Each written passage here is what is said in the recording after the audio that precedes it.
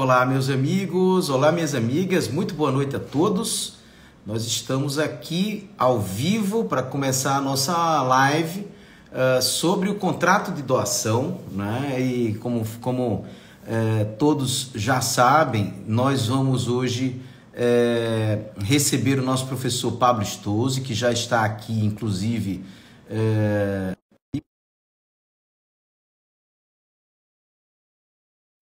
Que enquanto o professor Pablo vai aqui já ingressando na nossa live, eu quero deixar bem claro que é um prazer muito grande nós estarmos juntos hoje à noite aqui com o professor Pablo e, logicamente, nós vamos tratar sobre diversos temas que são relevantíssimos no contrato de doação. Professor Pablo, em primeiro lugar, boa noite para você também, meu amigo. Tudo certo? Boa noite, meu grande amigo aí, que aqui honra imensa. Fazia tempo que eu não fazia uma live, viu? E essa live vai com um tema espetacular, meu amigo querido. É verdade, Pablo. Vocês sabem, todos vocês que estão nos assistindo agora, que o professor Pablo, na verdade, dispensa qualquer apresentação, né? Mas não cuja, professor Pablo, a gente dizer que Pablo é juiz de direito também no estado da Bahia, né? É um grande professor da Universidade Federal da Bahia, é autor de diversos livros, dentre os quais uma coleção maravilhosa que escreve junto com o nosso queridíssimo professor e amigo Rodolfo Pamplona Filho, né? Evidentemente que é uma coleção que é referenciada no Brasil inteiro, lógico que todo mundo já sabe disso, e também autor de um livro específico sobre o contrato de doação. Olha só, eu estou com ele aqui em mãos. Aliás, esse aqui, eu digo para todo mundo, Pablo, que esse aqui já está infungibilizado, né? Não adianta ninguém nem pedir para mim, ó, porque já tem autógrafo, já tem tudo, então esse já é um livro infungibilizado aqui, que já está guardado na minha biblioteca, logicamente. E essa aqui é a edição mais recente dele, a edição 2024, cheia de novidades. Eu andei dando uma checada nos pontos mais recentes que você colocou aqui, que são maravilhosos, né? Mas, Pablo, antes da gente começar aqui, eu também quero dizer que depois nós vamos levar esse material, né, que é um material didático, né? Eu como professor, você como professor também, nós temos uma mania enorme de sermos extremamente didáticos, né? E vai também como material didático lá para o nosso canal do YouTube, do Direito Civil Brasileiro. Para quem não puder ver depois aqui no Instagram, vai poder ver lá no YouTube do Direito Civil Brasileiro, né? Eu também quero dizer que, de nossa parte, também é um prazer muito grande hoje estar recebendo o professor Pablo também na aula de Direito Civil, Direito Contratual da minha turma na Universidade Federal da Paraíba, aqui na queridíssima UFPB, né? E, logicamente, que nós fazemos isso tudo também incrementando o conhecimento de todos. Pablo, eu vou passar a palavra para você fazer uma introdução, para você, logicamente, chegar, né, na nossa conversa aqui, e logo em seguida a gente bate papo sobre o contrato de doação. Eu queria agradecer vários amigos que estão entrando aqui: Magno, Vander, Patrícia, Felipe, Daniel, Pecapum, Pedro, professor Carlos Elias de Oliveira, brilhante irmão nosso também aqui, Adriana. Não tenho como citar todos, citam-se todos, Luan também, abraçados. É uma honra imensa estar com tantos amigos para falar, Rodrigo, sobre um tema realmente. Veja, o contrato de doação é um universo.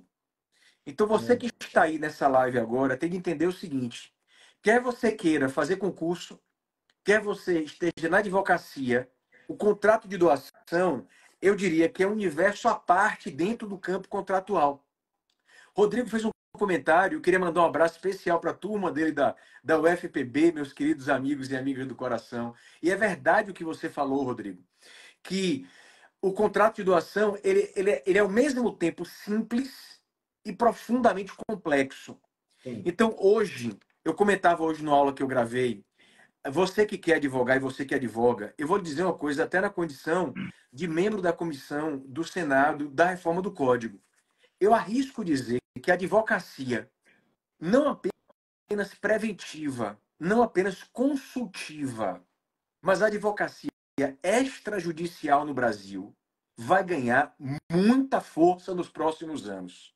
Então, você que me escuta agora aí, tanto você que quer fazer concurso, um abraço grande, André, como quem advoga, é muito importante você entender esse ponto que eu estou colocando aqui.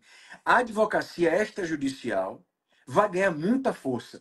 Nós, na condição de membros da Comissão do Senado, recebemos uma diretriz do grande ministro Luiz Felipe Salomão, que fez um trabalho fantástico com o ministro Belize, de que precisávamos absorver na reforma mecanismos de extrajudicialização, porque o judiciário está soberbado. Então, você que atua na advocacia, o planejamento sucessório, o planejamento familiar, inclusive empresarial, Rodrigo, você que atua nesse campo, é Sim. muito importante você entender que o extrajudicial vai ganhar força a cada dia. E nesse contexto, o contrato de doação é um coringa. Você tem de entender doação. E doação tem várias perspectivas de análise. E hoje a gente vai aqui, né, Rodrigo? Um Sem abraço, dúvida grande alguma. Frank. Vamos abordar algumas aqui, não é isso, meu amigo? Sem dúvida alguma, sem dúvida alguma. Antes mesmo da gente passar para esses temas de doação, quero também deixar um abraço grande para o nosso amigo Carlos Elias, né? Que, aliás, é um prazer enorme ter a audiência do professor Carlos Elias. Imagine, professor Pablo. Carlos Elias é Pois um é.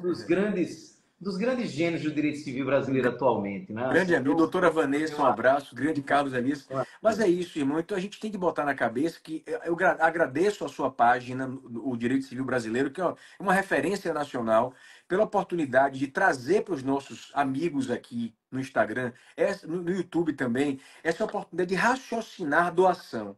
E como eu tenho neurose de clareza, me permita já partir de uma ideia. Eu costumo brincar dizendo que conceitos salvam vidas, né? Então, aí exatamente. eu vou partir de um conceito de doação. Vamos pensar o que é a doação. Eu, A doação é um aliás, eu vou até aproveitar para dizer o seguinte: partir do conceito é importante, partir daquela ideia da liberalidade, que inclusive está lá no próprio artigo do Isso, Código Civil que trata sobre o assunto, me parece isso, importantíssimo começarmos por aí, né? isso. A doação, ela não é, por mais que ela se pareça quando for doação pura, ela não é um ato unilateral. A doação é um contrato. A doação é um negócio jurídico, contratual, portanto, é um contrato firmado entre doador e donatário, em virtude do qual o doador transfere para o donatário bens móveis ou imóveis para esse donatário que os aceita, tá? E o elemento causal da doação, como o Rodrigo colocou, é a liberalidade. É importante eu colocar isso. Pablito, o que é elemento causal? Esse é um tema altamente complexo. A causa no direito civil. Eu não teria como explicar isso aqui agora. Mas numa linguagem bem objetiva, porque nós não temos tempo a perder. A causa de um negócio jurídico é a finalidade dele. Os italianos falavam em função. Então, assim, ó, na doação, a finalidade da doação, ou como querem os italianos, o aspecto funcional, é a liberalidade. Você vai beneficiar alguém por meio da doação. Por que eu estou colocando isso? Porque geralmente o que move a doação é um sentimento de beneficência. Eu quero ajudar o meu amigo que está numa situação difícil, mas nem sempre o que está dentro da cabeça do doador, o motivo da doação, nem sempre é beneficência. Você pode doar algo a alguém para humilhar a pessoa. Ah, eu vou doar para fulano, coitado, está numa pobreza, então vou dar dele R$ 10, esse miserável. Você está doando, o seu móvel psicológico é humilhar. Mas entenda, a finalidade do contrato, de qualquer doação, a função, a causa é a liberalidade. Tá? O Código Civil regula a doação a partir do artigo 538. Considera-se doação um contrato em que uma pessoa, por liberalidade, essa é a causa, é a finalidade, transfere do seu patrimônio bens ou vantagens para o de outra pessoa. Então, assim, eu poderia aqui parar para caracterizar a doação. Tem várias características, mas a gente não teria tempo. Mas um aspecto que eu quero voltar a palavra para você, grande amigo, é que a doação não é um contrato informal. A doação é um contrato formal. Você sabia disso? Mas, Pablito, como Isso é assim? muito interessante Isso também, é né? É um tema interessante. importante dentro da doação, né? Isso para a advocacia é de uma grande importância. E aqui eu faço uma referência ao grande professor Luciano de Camargo Penteado, Sim. tá? Bem Como lembrou lembrado aqui aqui por Marco, Marco, né? que tinha uma Marco tá obra lembrando, muito bem boa sobre o lembrado. tema, sim, tá? Então veja bem, o artigo 541 do Código, eu vou ser bem objetivo, neurose de clareza hoje está no nível máximo. Esse artigo do Código diz que a doação ela é feita por escritura pública ou por instrumento particular. Então, o artigo 541 no caput do Código Civil deixa claro, doação é um contrato formal. Ou você faz por escritura pública ou por instrumento particular. Mas, Pablito, pera lá. Eu saí com minha namorada ontem, fiz 2 anos de namoro, né? Fui para um jantar bem legal aqui em João Pessoa, um restaurante romântico. E eu fiz uma doação. Eu dei um presente para minha namorada. Pô, uma doação. Você sabia disso? É uma doação aquilo ali. Você está doando algo que você comprou, né? Ninguém vai chegar e doar para a namorada um mimo e dizer assim, por favor, assine esse instrumento particular aqui, porque senão a doação vai gerar problema. Não. O parágrafo único diz que a doação verbal, o parágrafo único do artigo 541 diz que a doação verbal será válida se versando sobre bens móveis de pequeno valor, se lhe seguir incontinente à tradição. Então, quando você doa coisas, presentes, né, mimos, entrega a pessoa, não precisa botar no papel isso aqui. Agora, há um problema nisso aqui, imanente, porque às vezes o cara tem grana, entendeu? Exatamente. E O ele que é doa pequeno para... valor, né? O que é o Veja, pequeno valor, né? veja, Inclusive, Pablo, veja. eu me lembro que numa das jornadas, você estava também, você sempre esteve presente nas jornadas de direito civil do CJF, eu me recordo que o professor Flávio Tartucci, se Grande preocupando com esse assunto, amigo, apresentou uma proposta, nosso queridíssimo amigo, para quem a gente tem que deixar sempre um grande abraço, né? jurista e amigo e irmão. Um Não sei se ele abraço está bem aqui, mas maneiro, ele recebe nosso abraço. sim, sem dúvida alguma. E eu me recordo de que, acho que na penúltima jornada de Direito Civil do Conselho da Justiça Federal, ele apresentando um enunciado que foi aprovado depois, falando justamente dessa relação entre o patrimônio do doador e o conceito de bens de pequeno Isso, valor, né, como você isso. está bem tratando aí. Mas eu lhe atrapalhei no meio Não, só para dizer que foi existe esse bom. enunciado, eu não tenho ele aqui agora, Eu vou posso lhe até dar um procurar. dado. Eu vou lhe dar um Sim, dado ao encontro do sim. que você disse. Uhum, O anteprojeto de reforma do Código Civil sim, acrescenta um parágrafo a esse 541 para dizer que, olha que interessante, pessoal, para análise do que é bem de pequeno valor para doação, deve-se levar em conta o patrimônio do doador. Isso foi incorporado sim. no anteprojeto. E tem um detalhe que eu vou agora, é o ponto alto dessa primeira parte da nossa fala, esse que eu vou dizer agora. Às vezes, o sujeito vai. Olha o que acontece na prática, Rodrigo Toscano. Que advogado vai dizer, pô, Pablito, você foi no ponto fantástico aí agora, olha só. O sujeito vai comprar um imóvel. Aí chega pro filho, olha, vou botar o imóvel em nome de meu filho. Aí começa o problema. A doação, gente, a doação é um contrato que você tem que ter cuidado com a doação. Porque a doação, ela é muito vulnerável a certas manobras, certo? Então, veja só o exemplo que eu estou dando. O pai chega para o filho e fala assim, filho, eu vou comprar um apartamento, só que eu vou colocar em seu nome. Nada demais, teoricamente. Em tese, possível. Bom, qual seria a dinâmica normal? O pai compra o apartamento, vai recolher os tributos devidos, o imposto de transmissão oneroso, tudo certinho, municipal, ele comprou o apartamento, negócio jurídico número 1, o pai comprou o apartamento, contrato 01. O pai, então, no segundo momento, vai ao tabelionato, lavra uma escritura e doa o apartamento para o filho. Ok, são 2 contratos, 2 recolhimentos tributários distintos, perfeito. Só que às vezes, estou dando exemplo com o pai, né? Podia ser com a mãe, com o tio, obviamente. O pai faz assim, filho, vou colocar um apartamento em seu nome. Aí o que o pai faz? Ele vai comprar o apartamento, vai no tabelionato com o vendedor, lavra, preste atenção, lavra a escritura de compra e venda diretamente no nome do filho, como se o filho estivesse comprando. Tá claro até aí, gente? Só que o Perfeitamente. filho não tem Muito grana, comum acontecer isso aí. ele não tem Muito dinheiro, ele não teria nem como justificar a Receita Federal. A Receita Federal. Aí o pai, ele entra pagando dinheiro. Observe, você tem 2 contratos aí. A compra e venda e a doação do dinheiro para o filho. Fiquem atentos a isso. Inclusive, existem estados em que a Fazenda Pública Estadual está fiscalizando muito doação de dinheiro, viu? porque o imposto é Inclusive, estadual. a propósito desse assunto, isso é interessante, a Fazenda Pública Estadual tem mantido convênios, eu acho até que praticamente todos os estados já têm esse convênio, e muitas pessoas foram pegas de surpresa com exatamente esse ponto que você está tratando agora, né?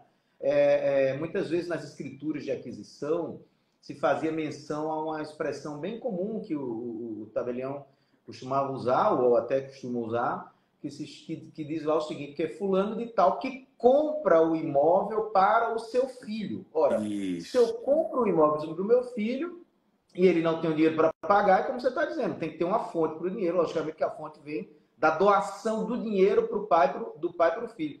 E aí o que acontecia? Quando o tabelião informava a Receita Federal, né, o tabelião é obrigado a informar a Receita Federal do Brasil que houve aquela transação imobiliária com a famosa declaração, que aliás eu não vi um nome tão adequado para essa declaração, que é a DOI, né? Declaração sobre Operação Imobiliária. Eu vi um nome tão adequado, na verdade, né? E, através da DOI, o tabelião informava a Receita Federal e a Receita Federal informava a Receita Estadual. E quando a Receita Estadual tomava conhecimento, cobrava evidentemente, o imposto sobre a doação. Ele é cobrado. Veja a importância de da quem doação chegou do agora. dinheiro, né, no caso. O advogado tem de conhecer isso, gente. E um detalhe, Rodrigo, eu não sei se você sabe esse ponto, um dado a mais que eu vou trazer aqui para os amigos da live, do Direito Civil Brasileiro.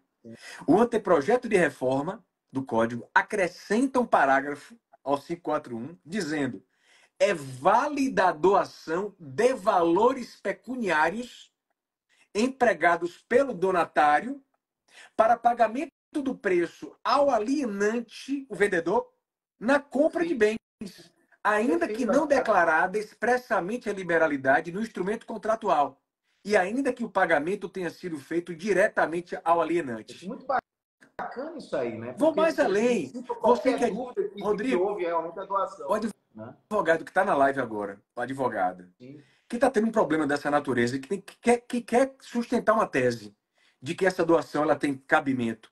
O anteprojeto, eu comentei isso na semana passada, o primeiro acórdão do STJ sobre divórcio post-mortem, o grande ministro Antônio Carlos Ferreira, belíssimo julgado. Tive até a alegria a nossa obra foi citada, o volume 6, edição 2024. Ele coloca como um dos fundamentos no acórdão dele o anteprojeto de reforma. Então, você que chegou agora, fique atento. Existe um dispositivo no anteprojeto de reforma do Código Civil que trata da doação de dinheiro para compra de bens. Como a gente colocou aqui, isso é muito comum. O filho vai comprar o apartamento, recebe o dinheiro do pai. Perfeito. Perfeito. Pablo, estou vendo aqui, estou com o livro na mão. Logicamente que o livro está sendo meu roteiro aqui na conversa também, né? Evidentemente, quem gostar do contrato de doação tem à disposição no Brasil este super livro, né? Que realmente tá aqui, eu estou no meu escritório agora, estou aqui, ele fica o tempo inteiro aqui do meu lado. O contrato de doação, como disse o professor Pablo ainda agora há pouco, é o contrato coringa, né? Nós que trabalhamos com planejamento sucessório, eu noto que muitas vezes as pessoas dizem, poxa, eu quero fazer um negócio assim, mais sofisticado, quero trabalhar com estruturas mais sofisticadas, e a gente vai escutar um relato depois da pessoa, Pablo, é interessante isso. Quando a gente escuta o relato, ele diz, olha, o seu caso se resolve com um contrato de doação, não precisa tanta sofisticação. O contrato de doação ele pode ser útil para o seu caso. Então é muito interessante. Agora, eu estava vendo aqui que num dos tópicos aqui do livro tem uma questão interessantíssima que diz respeito à doação mortis causa, sabe? Esse ponto que me parece super relevante para quem está estudando, para quem está tendo problema com esse assunto. Eu ia falar doação isso agora. mortis causa e testamento. Como Perfeito. É que essa relação que você explica aqui, ela é muito boa. Agradeço. Vale a pena você tecer um comentário muita sobre oportunidade que você está me dando de divulgar a obra, né? Escrever não é algo fácil. As pessoas não sabem, a gente paga um preço muito grande. Eu levei, gente, 18 anos escrevendo a minha coleção com Pamplona manual. Eu levei 18 anos fazendo isso. No dia que eu entreguei na editora o último capítulo, eu me lembro bem, o último volume que eu publiquei não foi o 7, porque a gente publicou na sequência 1, 2, 3, 4, pulamos para o 6, fomos para o 7 e voltamos para o 5. Eu me ajoelhei nesse dia para agradecer a Deus. Eu me lembro bem. Eu mandei e me ajoelhei. Porque foram 18 anos. Então, assim, escrever é uma coisa que eu gosto muito, mas o preço pessoal é muito grande. Então, eu agradeço essa oportunidade. Esse livro de doação aqui, edição do esse azul, preste atenção, essa versão atual, nova. Eu varri o que existia sobre doação. O que tinha no STJ de interessante, claro, eu selecionei doutrina estrangeira. Então, foi um fruto de muita pesquisa realmente isso aqui, irmão. Inclusive, peço permissão para dizer a quem tiver interesse, as nossas obras, não só o contrato de doação, como o manual, que tem videoaulas nossas, como curso, eu acho que ainda está em vigor, salvo engano, até o dia 14 desse mês. Um desconto progressivo no site, não depende de mim que é autor. Quando a editora me avisa, eu compartilho no site editoradodireito.com.br e você pode testar, colocar o voucher Vale Stouze, como é o nome? Vale Stouze, para conseguir um desconto. Parece que são descontos progressivos no site da editora do Direito. Bom, muito obrigado pela oportunidade, porque é importante dizer isso. A gente não Sim. coloca os descontos, a editora nos avisa, então eu compartilho, porque é por pouco tempo isso. Em relação a essa doação mortis causa, o que é isso? Vamos lá. É aquela doação em que o doador ele prevê a transferência de um bem do seu patrimônio para depois da sua morte. Deixo a minha fazenda para Rodrigo Toscano de Brito depois da minha morte, tá? Depois da minha morte. Veja só, a ideia básica, geral, é no sentido, atenção aí, você que estuda o tema e advoga, da inadmissibilidade da doação mortis causa. Mas por que, Perfeito. professor? É, como assim? Por que a inadmissibilidade? Porque se eu quero deixar um bem do meu patrimônio para Rodrigo depois da minha morte, existe para isso o testamento.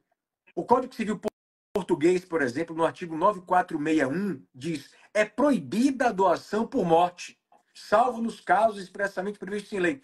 O que você pode até tentar é, em certos casos, quando o sujeito fez uma doação mortis causa de um bem, que em regra não é admitida, você pode tentar, depois da morte dele, aproveitar aquilo como um legado, certo? Como um legado, à luz da chamada conversão do negócio jurídico. Deixa eu dar uma dica valiosa para quem está na live, porque eu quero parabenizar quem está nessa quinta noite estudando aqui. Deixa eu dar uma dica.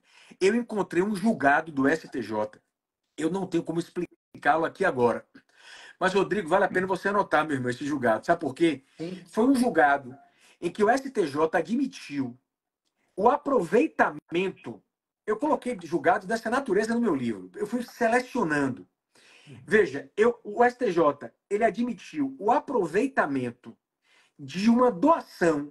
Esqueça agora a morte de causa, tá? De uma doação que era inválida. Essa doação foi aproveitada como um empréstimo de dinheiro. Eu não tenho como explicar isso aqui agora. Mas houve um caso em que uma pessoa teria doado um dinheiro para uma filha. E aí depois Uhum. essa pessoa parece que morreu. Tem um detalhe lá. Eu li há algum tempo. Ah, mas espera lá, não cabe doação mortis causa. Aproveitaram como empréstimo de dinheiro. Eu vou dar uma dica para você parar para fazer essa leitura desse julgado aqui. Anote. RESP 1 225 861 do Rio Grande do Sul. Perfeito. RESP 1 225 861 do Rio Grande do Sul. A ministra Nancy foi a relatora. Ela admitiu, olha gente, que coisa interessante, que uma doação que era inválida fosse aproveitada como empréstimo de dinheiro. Depois, pare para ler isso aqui. Porque os detalhes agora, eu já li há um tempo, eu cito, não me lembro agora para trazer, eu teria que ter um espaço próprio, mas não deixe de ler esse julgado. Repetindo, 225 861 do Rio Grande do Sul, Grande Rodrigo. Inclusive, estou vendo aqui que está citado aqui no livro, na página 87, justamente onde está sendo feita a menção a esse julgado. Ainda agora há pouco, Pablo, inclusive eu vi um dos nossos telespectadores, vamos assim dizer, perguntou como era o nome do livro. O nome do livro é o mais fácil de todos, é Contrato e Doação. Agora tem um subtítulo que chama Análise Crítica do Atual Sistema Jurídico e os seus efeitos no direito de família e das Agora, sucessões. só Né? um aviso, Exatamente, o irmão, professor porque é o Pablo trouxe seguinte, como está aqui. essa edição é a mais completa, essa é azul, é a sexta edição. Eu levei um final de ano todo lá na casa de minha sogra, em Deus. Minha esposa é a pessoa mais paciente do mundo, tá? Porque eu tenho uma rotina, eu vou escrever de manhã, aí fico lá escrevendo. Minha esposa é uma pessoa maravilhosa. Inclusive, eu quero dedicar essa live a ela. Daqui a pouco ela passa aqui. É bom, né? De vez em quando, Bacana. fazer uma média Joia. assim. Mas enfim, vamos lá. É isso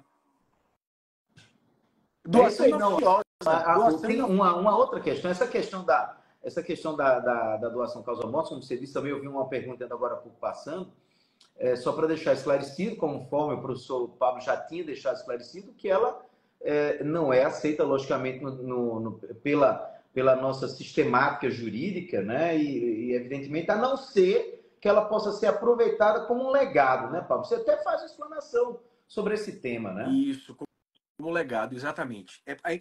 Assim, e de ter um espaço de tempo para explicar, a gente pode Sim, fazer até uma segunda live. Fiquei animado aqui, viu? Para claro. explicar sobre conversibilidade, para Sim. mostrar como é que você pode aproveitar um negócio jurídico inválido. É um tema, isso tem raiz no direito alemão, tá? A conversão substancial do negócio jurídico é um tema apaixonante que tem base lá na parte geral do Código Civil, certo? E a editora, minha amiga pergunta aqui, é a editora Saraiva, a editora da obra. E um tema que a gente não pode deixar de falar, grande Rodrigo, eu acho que você ia levantar essa bola, é a doação inoficiosa, né? Sim, antes de tocar na doação inoficiosa, eu quero aproveitar. A gente vai para a doação inoficiosa, que me parece essa aí é o ponto alto da nossa live, né? Eu acho que esse é o tema que é mais recorrente no dia a dia da advocacia, né? A magistratura também se depara muito com esse tema. Mas antes, Pablo, eu queria fazer uma indagação, até para a gente chamar esse tema também aqui para a nossa conversa, sobre aquele tal artigo 2018 do Código Civil, ainda nessa parte aqui mais inicial, né, dessa nossa conversa. Esse artigo 2018, para a gente que trabalha também com planejamento sucessório, ele é muito rico. Né? Ele diz lá, é válida a partilha feita por ascendente, por ato entre vivos ou de última vontade, contanto que não prejudique a legítima dos herdeiros necessários. Né? A famosa partilha amigável em vida. Né? É, E um ponto que é muito usual as pessoas terem dúvida é esse artigo 2018, ele não trata sobre uma doação, né? Não seria uma doação, é a ou ele tem base. um problema de eficácia, Sim. na verdade. O problema não, ele tem uma eficácia contida, digamos assim, para um momento mais adiante. Seria muito Rapaz, bom você trazer essa explanação vamos sempre ser, perfeita que você é, traz sobre vamos esse ser tema. sinceros, o que acontece? Todo regramento, isso quem coloca muito bem é o nosso amigo e irmão Rodrigo Mazei, né? Eu publiquei um texto com Mazei, que Mazei tem uma obra espetacular sobre inventário, uma obra referência nacional. Eu publiquei um texto com Mazei, que já está sendo até citado em alguns tribunais, a gente teve essa alegria, em que a gente defende, gente, depois pesquisa esse texto, a possibilidade de designação da chamada inventariância. Professor Salomão, um abraço, querido amigo. Inventariança plurima. A possibilidade de você ter, num procedimento de inventário, designação de dois ou mais inventariantes. E isso é algo espetacular. Porque isso pode, em muitos casos, veja, dependendo do contexto, mas pode minimizar ou até neutralizar a alta litigiosidade que há em inventários familiares complexos. Porque você pode, em vez de colocar um herdeiro, colocar dois herdeiros que atuariam como inventariantes, e nesse texto publicado com o Grande Mazei, nós ainda classificamos as formas de inventariança plurima. Você pode ter a circunstância que é inventariança plurima, os dois herdeiros praticam atos em conjunto, a inventariança plurima em que eles fazem uma divisão de, digamos, de competência. Isso é muito interessante, essa possibilidade, que não é clara hoje no regramento atual. Por que eu estou Perfeito. dizendo isso? Porque não só esse 2018, as regras referentes a inventários, arrolamentos, partilha, são muito confusas. Tenha paciência. O regulamento de inventário lá no Código de Processo Civil com todas as vênias. É algo extremamente confuso ainda hoje. Verdade. Então, o que fundamenta essa partilha, eu não tenho dúvida de que é a doação. É a doação. É ela, o móvel. É o contrato de doação. Agora, veja, a base dessa discussão, eu não vou muito longe, é a doação inoficiosa. A doação inoficiosa, por si só, já é um problema no Brasil. A legítima é um problema. A gente não tem tempo aqui, eu não vou abrir essa porta, porque vai parecer que eu estou abrindo o armário de Nárnia, né? Vocês devem ter visto aquele filme, As Crônicas de Nárnia. Eu estou me segurando para não fazer um comentário sobre a sucessão legítima na reforma do Código Civil. Ah, Pablito, por que, professor, agora o cônjuge não é mais herdeiro necessário? Não é isso. Mas eu não teria tempo, a gente pode marcar uma outra live para a gente falar um pouco mais sobre isso, tá? O que é que a reforma propôs em relação ao cônjuge sobrevivente. Mas o fato é o seguinte, a doação inoficiosa por si só é um problema. Vamos lá, neurose de clareza. Professor, o que é doação inoficiosa? Tem dispositivo no Código Civil que trata disso. Interessante, quando eu pesquisei o tema, me chamou a atenção por que o nome é inoficiosa. Doação inoficiosa, em linguagem bem simples, né, bem clara, é aquela que traduz violação à legítima dos herdeiros necessários. Isso é doação inoficiosa. O conceito é fácil. Doação inoficiosa é que ultrapassa, viola a legítima dos herdeiros necessários. Bom, mas por que o nome é doação inoficiosa? Eu fui pesquisar isso. E o grande Agostinho Alvim, o grande professor, um dos baluartes da PUC de São Paulo, grande professor Agostinho Alvim, autor da célebre obra da Inexecução das Obrigações, ele dizia o seguinte, explicando, o pai, por exemplo, que doa, ou a mãe, lógico, né, excessivamente a um dos filhos, ou um estranho, peca, peca de pecado mesmo, contra o estado de pai, o dever de pai, o ofício de pai. Daí vem a ideia de inoficiosa. É quem viola um dever parental. Não, eu tenho de doar, mas eu tenho de cuidar de não violar a legítima dos meus filhos. Essa é a ideia. Bom, eu não vou aqui abrir esse espaço, eu estou louco para falar, mas não vai dar tempo, certo? Há vários problemas em torno da legítima. E hoje nós temos um problema que é de base. Porque o artigo 1845 do Código Civil diz que são herdeiros necessários o descendente, o ascendente e o cônjuge. Então, hoje, pela letra da lei, quem tem direito à legítima, descendente, ascendente e cônjuge. Problema número 1. Pablito, e o companheiro, professor? Não está aqui? Não está na lei. Quando o Supremo Tribunal Federal declarou a inconstitucionalidade do artigo do Código 1790, aquele artigo horroroso, data vênia, que regulava a sucessão do companheiro, da companheira viúva, o Supremo falou, isso aqui é inconstitucional, perfeito. Vamos aplicar à companheira viúva o mesmo regramento lá do 1829, do cônjuge, de quem for casado, perfeito.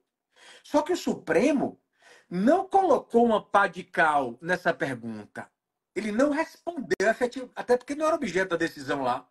Então, Até ainda teve embargo de hoje... declaração, né? Lembra que teve embargo de declaração? Mário Luiz Delgado Regis, nosso amigo e um brilhante jurista, até onde eu sei, Mário publicou vários textos, você pode até confirmar aí, defendendo que a companheira não é herdeira necessária. Não sei que ele tem mudado de ideia, mas se encontra autores que entendem que não. Porque Essa não é a está posição dele. É a não tá posição na dele. lei. Que não é a E majoritária, né? Inclusive. Ele veja, fica chateado. há um argumento de hermenêutica interessante. Raciocine comigo. O direito à herança, que tem base na propriedade, é muito simples. O que fundamenta a herança é a propriedade. Tá? O que fundamenta a herança é o direito ao amor, não é. O que fundamenta o direito à herança é a propriedade. Ponto. Que tem base na Constituição. É um direito fundamental. Quando o ordenamento jurídico, pessoal, coloca a legítima, dizendo, olha, 50% do patrimônio, tendo herdeiro necessário, o cidadão não pode mexer. Essa regra que cria a legítima restringe o direito de propriedade do autor da herança, o direito de dispor como ele quiser. Toda norma restritiva não pode comportar uma interpretação ampliada. ampliativa, analógica, não pode. Então, se a norma do código que cuida da legítima diz que herdeiro necessário é descendente, ascendente cônjuge, em tese, não daria como estender essa Ah, não, o companheiro está aí por via oblíqua. Esse é um argumento. Todavia, vamos com calma. Quando o Supremo Tribunal Federal declara a inconstitucionalidade do 1829, perdão, do 1790, dizendo que para a companheira viúva você vai aplicar o mesmo regramento do cônjuge, essa aproximação de regramento, na minha visão, vai acabar por conduzir uma consequência de considerar a companheira herdeira necessária. Isso aí não está na lei, mas em algum momento acabaria sendo um desdobramento daquela decisão do Supremo que reconheceu constitucional o tratamento dado à companheira e estendeu para ela ou ele o tratamento do cônjuge. Bom, por que é que eu estou dizendo isso? Se doação oficiosa é a doação que viola a legítima, nós já temos um primeiro abacaxi para descascar. Quem são os herdeiros necessários? Tá? Eu estou sendo generoso de clareza, hoje está em nível máximo aqui. Esse é o primeiro problema que você coloca. Pela letra da lei, recapitulando, herdeiro necessário é descendente, ascendente e cônjuge. Mas há quem diga que companheiro também é. Beleza. Aí vem o segundo problema. O cidadão doou um bem para um dos filhos e teria violado a legítima dos outros descendentes. Aí vem o segundo problema. Ele doou esse apartamento para o filho Rodrigo Toscano. Lá não, se eu falar exemplo do seu pai está vivo, saudável, vai viver muitos anos. João, pai de Huguinho, Zezinho, Luizinho, doou um apartamento para Huguinho, um dos filhos. Beleza. Doou apartamento em 2010. E aí, esse João que doou o apartamento para o Huguinho, um dos filhos de 2010, morreu 15 anos depois. Esse é um problemaço. Esse é um problemaço. Esse é um problema. Você já captou qual é o problema, né? Bom, ele doou o apartamento para o Huguinho em 2010. Ele morreu em 2025. A pergunta é, para efeito de se calcular matematicamente se houve ou não violação da legítima dos outros descendentes, qual é a época que você vai levar em conta? É a data em que ele fez a doação, a data da liberalidade, em 2010?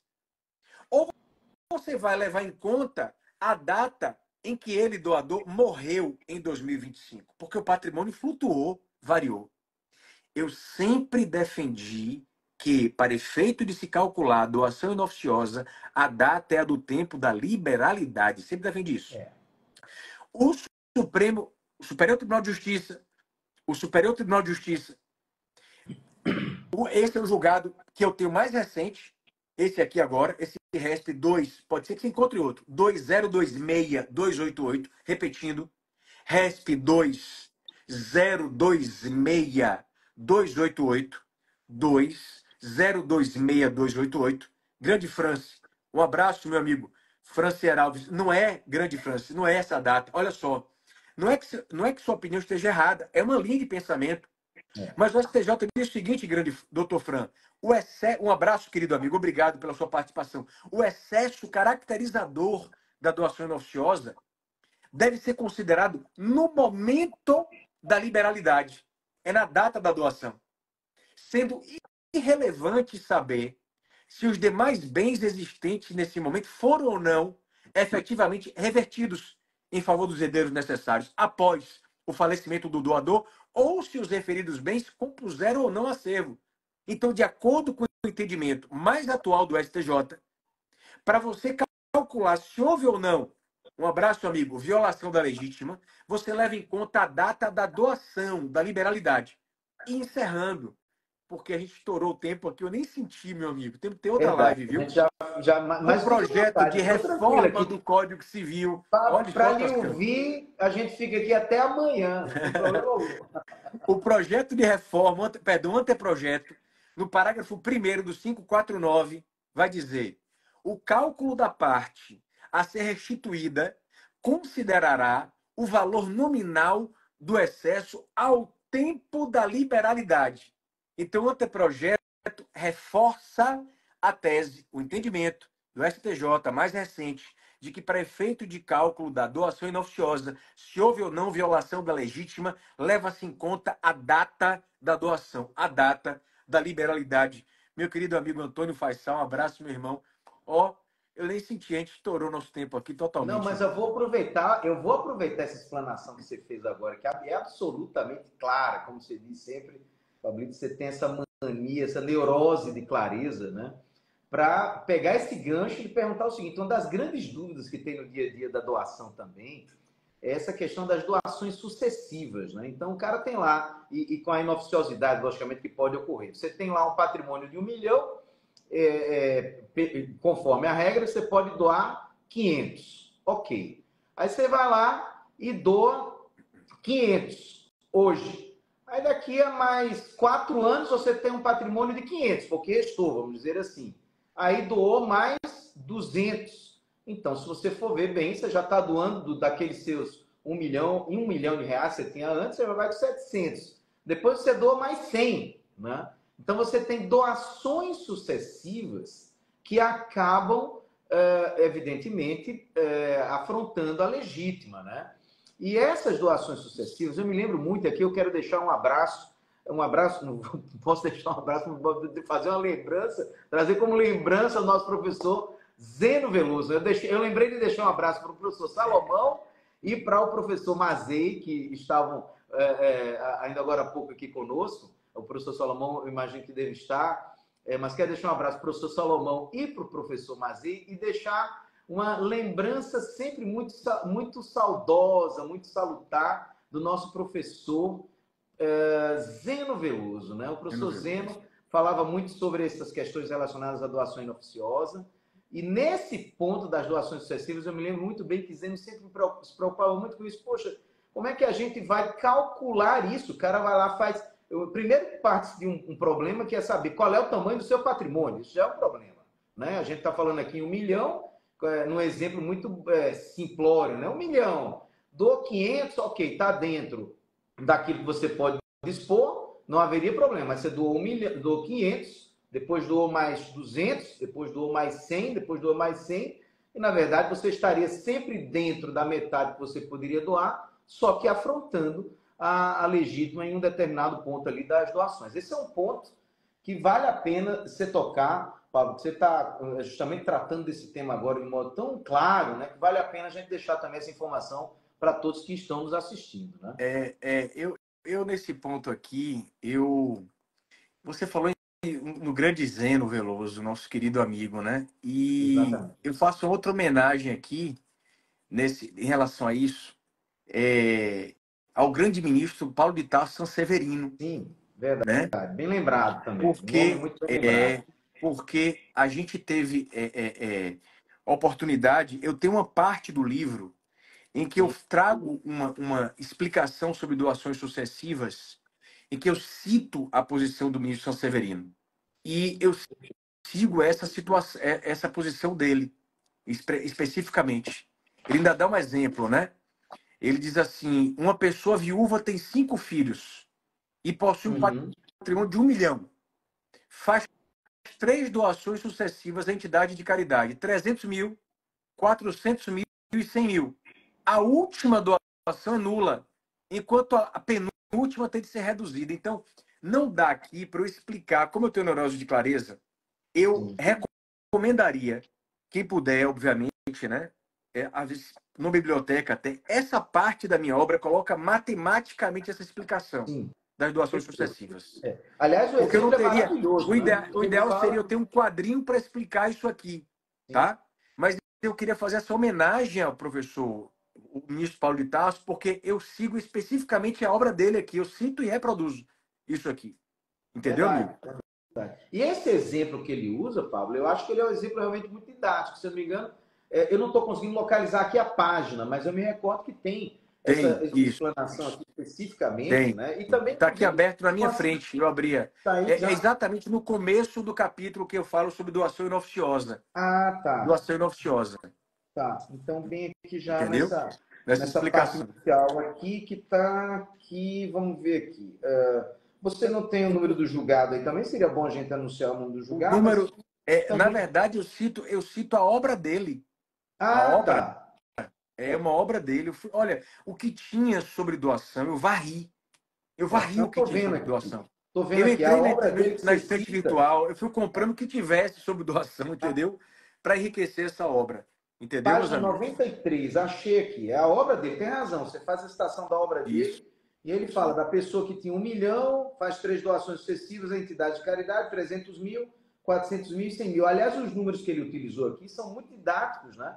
Porque ele fala, o de 300 mil não seria inoficioso, o Isso. de 400 seria inoficioso só numa parte, É, porque só ultrapassa uma parte dos 500 mil, né? exatamente. Interessantíssimo, Exatamente. inclusive, para todo mundo entender exatamente o que seria tal doação inoficiosa, né? Meu amigo, Pablo, eu queria olha, eu vou lhe agradecer, dizer uma coisa, o Gilvan, tempo tantos passou tão amigos rápido. aqui. O tempo Passou. passou rápido Olha, demais, gente, deixa eu Pablo. contar uma coisa, Tem que só aumentar. recapitulando. Só recapitulando, para os amigos que tiverem interesse na obra, como eu disse, o site em que você tem o desconto progressivo da Editora do Direito em todas as obras nossas. E eu sugiro que você teste o voucher Vale Stouze. Eu acho que ele está vigorando ainda com o meu nome, Vale Stouze. Tantos amigos aqui, eu e Rodrigo combinamos uma live de meia hora. Está Sim. dando quase 1 hora de doação. Vamos com Ainda podemos falar 52 muito minutos já de tempo aqui. conversa. Meu amigo, muito obrigado aos amigos que estiveram aqui, amigas, amigos tão carinhosos. Eu não tenho como agradecer, grande Rodrigo, a você, ao Direito Civil Brasileiro, ao trabalho espetacular que você faz, meu amigo. E que Deus ilumine cada um desses amigos, cada um de vocês, que vocês alcancem os seus objetivos. Aproveitem esse momento de mudança, de reforma do Código Civil. E ó, um abraço grande no coração de vocês. Deixa a live gravada, amigo, viu? Sim, a live, só para deixar bem claro aqui para todo mundo, a live vai ficar gravada aqui no Instagram e vai também lá para o nosso canal do YouTube, Direito Civil Brasileiro lá no YouTube, né? Quem quiser depois assistir lá, inclusive ainda agora há pouco eu também vi uma menção aqui de um dos nossos telespectadores aqui, digamos assim, perguntando se vai ter um sumário, até inclusive vou fazer o sumário também, Pablo, de tudo que você falou aqui, até para facilitar a pesquisa das pessoas que gostam de pesquisar o contrato de doação, isso é muito importante. Quero mais uma vez deixar um abraço para o professor Salomão, que ainda agora há pouco a gente mencionou, o professor Mazei, né? E dizer, Pablo, que é uma honra muito grande de minha parte. Você sabe que eu tenho uma oportunidade muito grande na minha vida de poder lhe ouvir ou lhe ler de alguma forma todos os dias nos nossos debates, nos nossos grupos que você sabe que nós temos. E, evidentemente, que para mim isso é motivo de muita honra mesmo. Né? Pablo é um dos grandes civilistas do Brasil, né? Uma pessoa que, além de entender muito sobre o direito civil, gosta do direito civil, vive o direito civil brasileiro e tem uma característica muito própria, que é realmente essa mania de clareza nas explanações que você traz. É impossível a gente lhe ouvir e lhe ler e não entender. Eu diria que é impossível. Não é possível que isso Muito possa acontecer. agradecido, Então, irmão. Você é um irmão. Eu queria mandar um abraço para Bruno Alves. Ele estava pedindo para te responder a pergunta. Eu não sei se eu consigo pegar a sua pergunta aqui, grande Bruno. Mas eu também não sei se vai lhe ajudar. Mas veja, se uma pessoa tem um patrimônio, uma casa que vale 1 milhão, a pessoa não pode dispor do único bem que ela tem para os 2 filhos. Se isso significar que ela não mantém a renda nenhuma, ou seja, o código veda a chamada doação universal. Agora, se a pessoa tem uma renda, ela pode pegar um apartamento que vale 500 mil, vender e dividir 250 mil para cada filho, ela tem 2 filhos, não tem problema, desde que tenha uma renda para sua mantença. O que a lei proíbe é a chamada doação universal. A gente escreveu também sobre isso, está na lei. Você não pode doar tudo que você tem e ficar à míngua. Tá certo, grande Bruno? Não sei se ajudou. Um abraço grande a todos os amigos que estiveram aqui. Muito obrigado, grande Rodrigo. Foi uma noite muito Pablo, um especial. abraço grande também para você. Eu que agradeço, eu tenho certeza que eu estou agradecendo em nome de todo mundo. Pessoal, um abraço grande, acompanha aí as nossas redes sociais, o @Pablo Stose, o @Direito Civil Brasileiro e o @Rodrigo Toscana DV. A gente está o tempo inteiro lá trazendo informação de muita qualidade, sempre. Um Fiquem com abraço Deus, amigos grandão. queridos. Um Tchau, tchau, abraço. pessoal.